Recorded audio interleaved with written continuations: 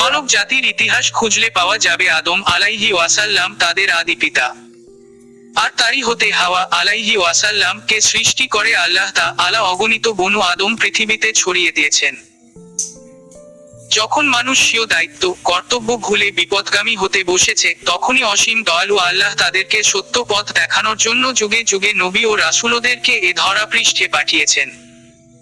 আর এরই ধারাবাহিকতায় সর্বশেষ এবং সর্বশ্রেষ্ঠ নবী ও রাসূল হলেন বিশ্বনবী মুহাম্মাদুর রাসূলুল্লাহ সাল্লাল্লাহু আলাইহি ওয়াসাল্লাম, যাকে মহান রব্বুল আলামিন অমায়িক চরিত্রের ভূষণে ঢেলে সাজালেন।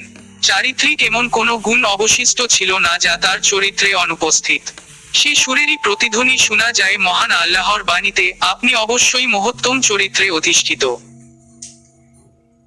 যাকে বিশ্ব জগতের মালিক আল্লাহ তাআলা উত্তম চরিত্রের সনদ দিয়ে পৃথিবীতে পাঠিয়েছেন, তার শানে ন্যূনতম বদনাম অশোভনীয়। আর যারা এরূপহীন কাজে জড়াবে তারা কোনো শ্রেণীর সৃষ্টি জীব তা ভাষায় প্রকাশ করা কষ্টসাধ্য।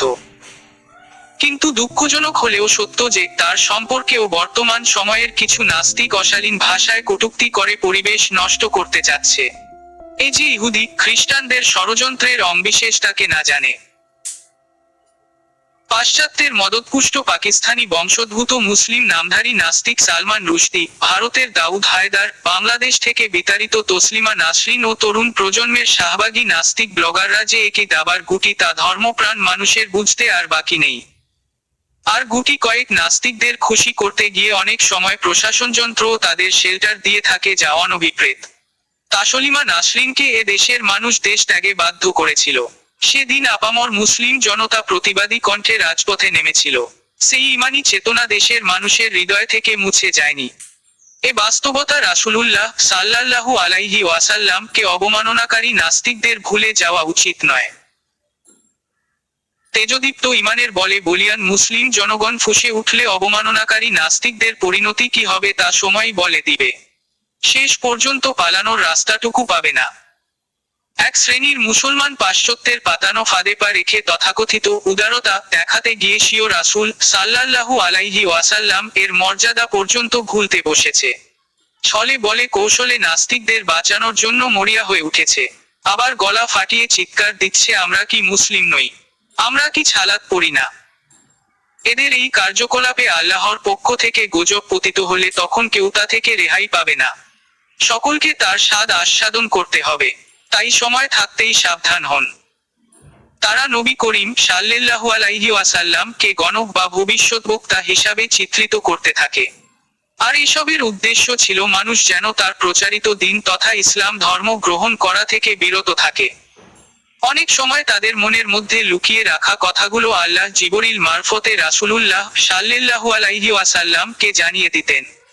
তখন তারা বলতো, এ তো দেখছি ভবিষ্যৎ বক্তা বা জ্যোতিষী। এমর্মে মহান আল্লাহ বলেন, অতএব তুমি উপদেশ দিতে থাকো, তোমার প্রভুর অনুগ্রহে তুমি গণক নও, উন্মাদও নও। সূরা তুর 52-29।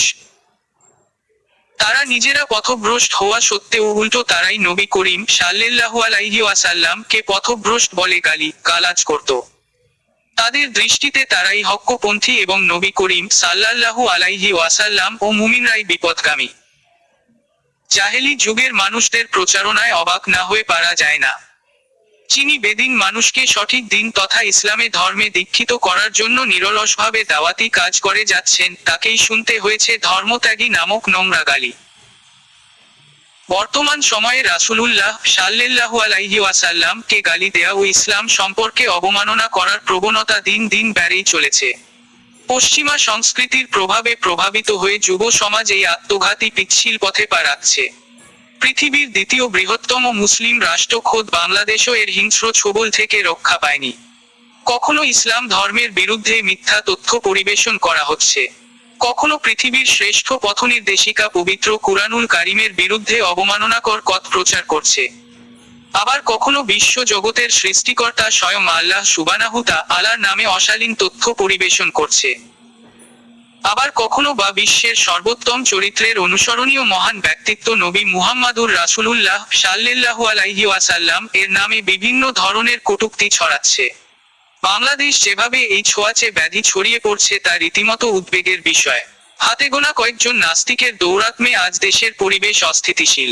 লাখো মুমিনের হৃদয়ে আঘাত হেনে তারা গভীর ক্ষতের সৃষ্টি করেছে, যে ক্ষত থেকে প্রতিনিয়ত বেদনার অব্যক্ত অশ্রু প্রবাহিত হচ্ছে, যা পর্যায়ক্রমে প্রতিবাদে রূপলাভ করেছে। এরপরও যদি প্রশাসনযন্ত্র জেগে জেগে ঘুমায়, তাহলে বুঝতে আর বাকি থাকে না তাদের নেপথ্যে রয়েছে ওই ক্ষমতাধর নেতারাই, যারা সবকিছু জানার পরও কেউ বা না জানার ভান করছে, আবার কেউ বা বিভিন্ন খোঁড়া যুক্তি দিয়ে শাক দিয়ে মাছ ঢাকার অপচেষ্টা করছে। আবার নেতাদের অনেকে একে ভিন্ন খাতে প্রবাহিত করার চেষ্টায় মরিয়া হয়ে উঠেছে। বিষয়টা সকলেরই জানা দরকার। কোনো ব্যক্তি রাসূলুল্লাহ সাল্লাল্লাহু আলাইহি ওয়াসাল্লামকে অবমাননা করলে সে ধর্মত্যাগী বা মুরতাদ হিসাবে গণ্য হবে, যা হত্যাযোগ্য অপরাধ।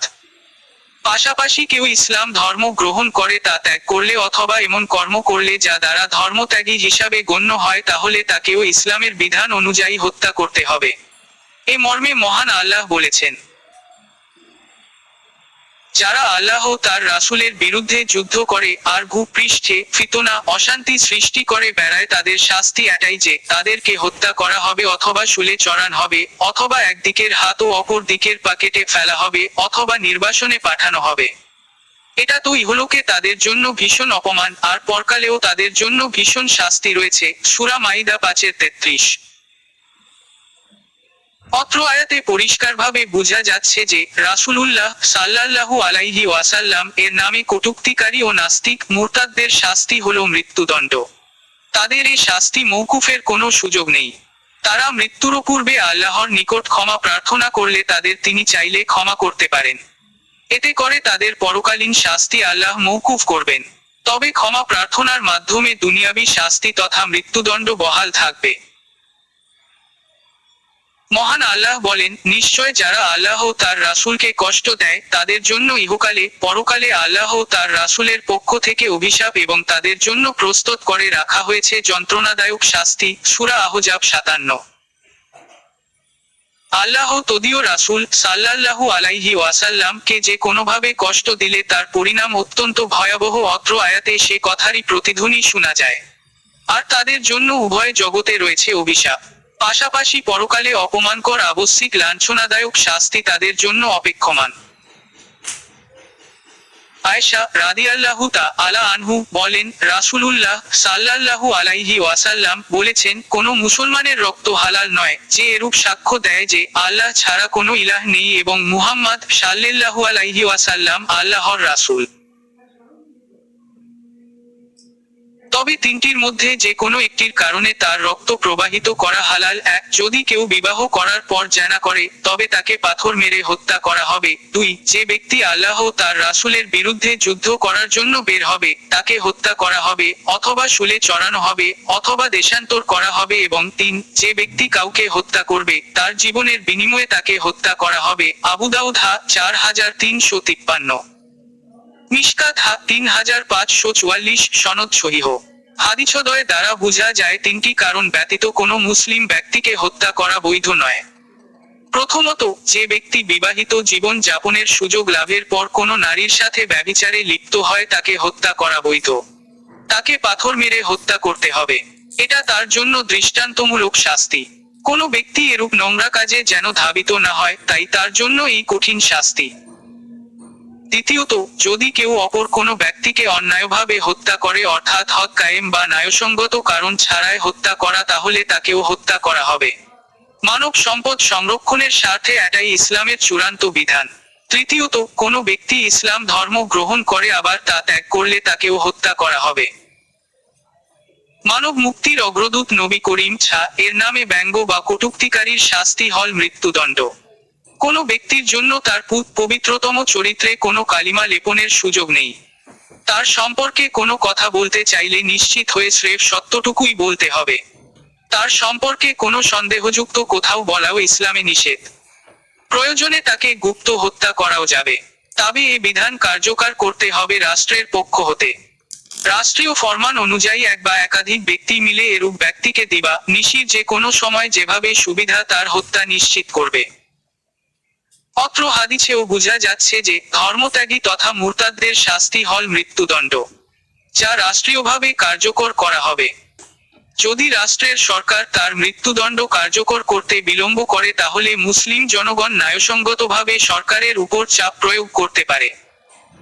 যেমনটি রাষ্ট্রের দায়িত্বে নিয়োজিত আবু মুসা কে তরিত জনৈক মুরতাদ এর হত্যার বিধান কার্যকর ব্যাপারে চাপ সৃষ্টি করেছিলেন। রাসূল সাল্লাল্লাহু আলাইহি ওয়াসাল্লাম কে গালিদাতা জনৈক ইহুদিকে জনৈক মুসলিম শ্বাসরোধ করে হত্যা করলে রাসূল তার রক্তমূল্য বাতিল করে দেন। আবু দাউদ 4361, 4363, নাসাই 4076। এ বিশ্ব চরাচরে রাসূলুল্লাহ সাল্লাল্লাহু আলাইহি ওয়াসাল্লাম এর মতো আরেকজন মানুষ খুঁজে পাওয়া যাবে না। মানুষ হিসাবে জীবন যাপন করতে যতগুলো গুণ অর্জন করা প্রয়োজন সবগুলোই তার চরিত্রে সমাহার ঘটেছিল। তার চরিত্রের নির্মলতা সর্বজন ব্যতীত, অথচ তাকে নিয়েও মানুষ কুৎসা রটনা করলে তখন লজ্জায় মাথা নিচু হয়ে যায়। আমরা লক্ষ্য করেছি অতীতের জাহেলি যুগের বর্বর অসভ্য মানুষগুলো তাকে বিভিন্নভাবে অপবাদ দিয়েছে, তথাপিও তাদের অপবাদের মধ্যে শালীনতাবোধ বিবর্জিত হয়নি। আর বর্তমান যুগের কথিত মুসলিম নামধারী নাস্তিকরা যে ভাব ও ভাষায় অপবাদ দিচ্ছে তাতে শালীনতা তো দূরে থাক, অতি পাশবিক পাণ্ডবের নৃশংসতাকেও হার মানাবে। তার একান্ত ব্যক্তি জীবন সম্পর্কে কুৎসিত মন্তব্য করতেও এদের বিবেকে বাধে না ও অন্তর প্রকম্পিত হয় না। এ বিষয়ে তারা জাহেলি যুগের চেয়ে বহু ধাপ এগিয়ে। আবার এরাই হল সভ্যতার ধারক ও বাহক, সুশীল সমাজের প্রগতিশীল একজন বিবেকবান মানুষ। তনুমনে ভাবলে সে যুগ আর এ যুগের মানুষের মাঝে কি কোনো পার্থক্য পাবে? এটাই এখন ভাবনার বিষয়। এভাবে পৃথিবীর জন্মলগ্ন থেকে অদ্যাবধি দুশ্চরিত্রের কিছু ব্যক্তি সৎ মানুষদেরকে নানাভাবে কষ্ট দিয়েছে, আর সবলরা দুর্বলদের উপর চালিয়েছে বহুবিধ নির্যাতন ও অত্যাচার। কিন্তু আজ নির্যাতনকারী ওইসব নোংরা চরিত্রের মানুষগুলো সর্বমহলে ধিকৃত, নিন্দিত। আর মুখ বুজে নীরবে যারা নির্যাতন সহ্য করে আল্লাহর কাছে ফরিয়াদ জানিয়েছিলেন তারাই স্মরণীয়, বরণীয় ও নন্দিত।